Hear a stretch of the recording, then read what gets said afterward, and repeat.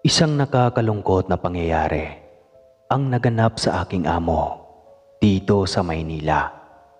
Kaya kinakailangan kaming ilipat ng lugar sa probinsya ng Antique.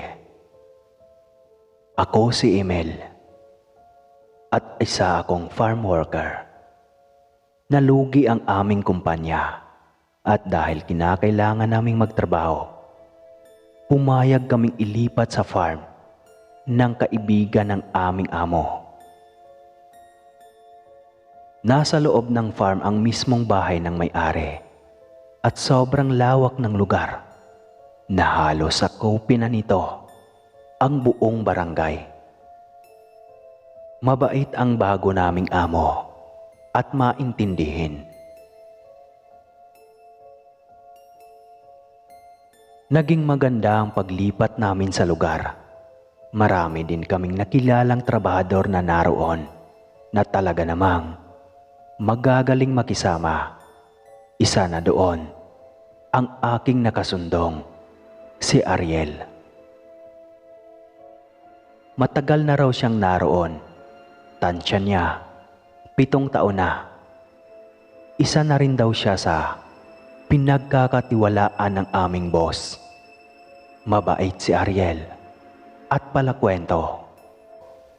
Iisa kami ng trabaho doon kasi doon ako nilagay sa gawaan ng feeds kung saan siya naroon. Tol, ang laki nito no? Kabisado niyo na kaya to?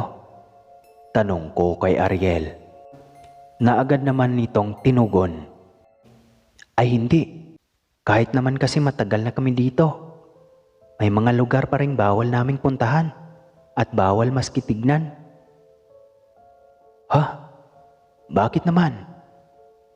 May lihim ba tong lugar na to? Hindi lang basta lihim, Emil. Maiintindihan mo rin kapag nagtagal ka dito. Ba't parang di ka siguradong magtatagal ako? Hindi naman sa ganoon. Pero marami rin kasi talagang umaalis dito agad. Siyempre, dapat handa ka pa rin. Hindi na ako umimik sa mga sinabi ni Ariel. Hindi ko rin kasi siya maintindihan. Kaya nagpatuloy na lamang ako sa pagtatrabaho. Nung mismong araw din yon, nagpa-meeting sa amin ang aming amo. Napag-usapan rin kung mag-i-stay-in ba kami o hahanap ng mauupahan sa labas ng hasyenda. Mas pinili ko na lang mag-stay-in katabi ng kwarto ni Ariel. Sa mga nakalipas na linggo na aking pananatili ay ayos naman. Maganda ang pamamalakad at trato ng aming amo sa amin. Hanggang sa isang gabi, nakiusap si Ariel sa akin na samahan ko daw siya sa bodega. May kukuhanin daw kasi siyang materyales na gagamitin sa trabaho kinabukasan. Hindi ko naman tinanggihan si Ariel. Naglakad na kami at narating ang bodega. Madilim kasi flashlight lamang ang ilaw namin. Sobrang daming gamit doon. Tahimik lang akong sumusunod kay Ariel. Nang bigla akong mapalingon sa isang pintuan. May nararamdaman kasi akong kakaiba. Tumigil ako sa paglalakad at pinukaw ang aking atensyon sa pintuan na iyon. Dahan-dahan ko itong nilapitan. Bawat paghakbang ko, nakakaramdam ako ng kaba. Para kasing may mali sa pintuan na iyon.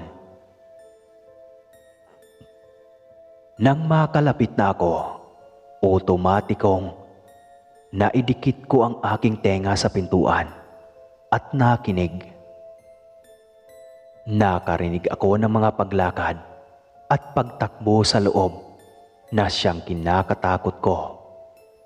May naririnig pa akong atungalan at angilan ng mga aso, kasabay ng tunog ng pagnguya sa tila may kinakain. May naririnig pa akong mga werdong boses na nagsasabing, "Huwag niyong ubusin, uusalan pa yan para bukas." Hindi ko maintindihan ang aking mga naririnig dahil nagbibigay ito ng takot sa akin. Nang sa walang ano-ano'y may humatak ng aking balikat at nagtakip ng aking bibig. "Loko ka. Huwag kang magpadalos-dalos sa mga galaw mo. Tara na." Pabulong na tinig ni Ariel sa akin habang hinahatak ako nito papalabas ng bodega. Walang pag-uusap na naganap hanggang sa makarating kami sa aming silid. Bigla ako nitong pinaupo at nagkwento. "Emil, di ko na maitatago pa sa'yo ang lihim ng pamilya ng amo natin. Baka makwento mo pa sa iba ang narinig mo doon sa pinto. Talagang malilintikan ka at baka di ka na makakalabas ng buhay. Aswang ang mga amo natin. Hindi naman nananakit ang mga iyan. Kadalasan, ang mga binibiktima nila, yung mga kaaway ng pamilya nila." "Ha? Mga aswang? Delikado ata tayo dito. Bakit di ka pa umalis?" "Bakit ako aalis? Mababait naman yang mga yan. Kaya ako sinabi ko na sa'yo, para kung sakaling may makakita kang kakaiba, di ka na magulat." "Grabe ka ba, kupre? Salamat ha. Baka kung nagtagal pa ako doon, mahuli ako." "Naku, wala yun. Nga pala, may handaan bukas. Huwag kang kakain ng karne ha. Itatak mo sa kukuti mo yan. Kahit anong putahe, pwede mong kainin, maliban sa karne. Mainam ng sigurado." Natapos ang aming usapan at bumalik na ako sa aking kwarto. Magmula nang narinig ko ang kwento ni Ariel at ang mga kaganapan sa bodega, pakiramdam ko, hindi ako ligtas sa lugar na iyon. Hindi ko magawa ang matulog o kahit ipikit ang aking mga mata. Ganon katindi ang takot na aking nararamdaman. Hello po mga kaswang. Bago po natin ipagpatuloy ang kwento, ay may kunting kahilingan lang sana ako. Sa mga hindi pa po nakapag-subscribe, ay huwag po sana ninyong kalimutan mag-subscribe at i-hit na din ang notification bell para updated ka sa mga paparating natin na mga kwentong aswang. Maraming salamat po at mabuhay kayo. Ngunit dahil sa kaantukan, hindi ko na namalayan ang pagpikit ng aking mga mata.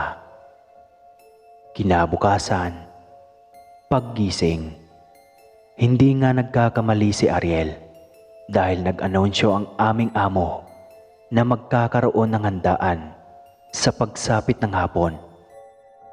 Sa kanyang mansyon, naroon daw ang kanyang buong pamilya na dumating kagabi lamang. Kaarawan daw kasi ng kanyang asawa. Maayos naman ang aming naging trabaho sa araw na iyon. Hindi naman ganoong kabigat. Sumapit na ang hapon at ipinatawag na kami. Siyempre, si Ariel ang katabi ko noon. Muli ako nitong sininyasang, huwag kakain ng karne. Ang tanging kinuha lang namin noon ay ang pansit, kanin, at inumin. Kahit patakam na ako sa lutong ulam na nakahain. Umupo kami ni Ariel sa upuan at nagsimulang kumain. Nagulat naman kaming parehas nang lumapit sa amin ang amo at nagsabing, "Bakit yan lang? Ayaw niyo bang kumain ng karne? Masyadong mahirap ang trabaho. Hindi ba kayo gutom?" Boss, busog pa po kami. Pero mamaya po, pag nagutom kami, kukuha po ulit kami. Sagot ni Ariel habang nakangiti sa aming amo. Umalis naman ito kaagad at lumapit sa mga katrabaho namin na noon ay ganang-gana at sarap na sarap sa pagkain. Maya-maya lang, binulungan ako ni Ariel na kumuha raw kami ng karne at ibaon na lang. Tapos, uuwi na kami kaagad. Di na ako nagtanong kahit nagtataka ako.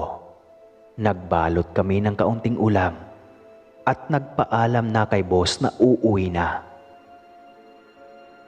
Pinayagan naman kami nito at inutusang bumalik sa gabi para sa gaganaping inuman. Naiintindihan rin kasi nitong pagod kami sa trabaho.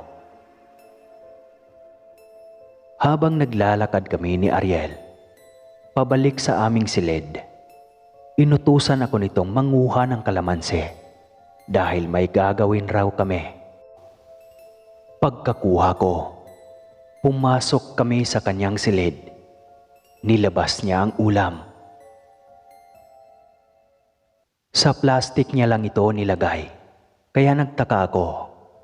Hindi na ako nagsalita at inantay na lamang ang kanyang gagawin.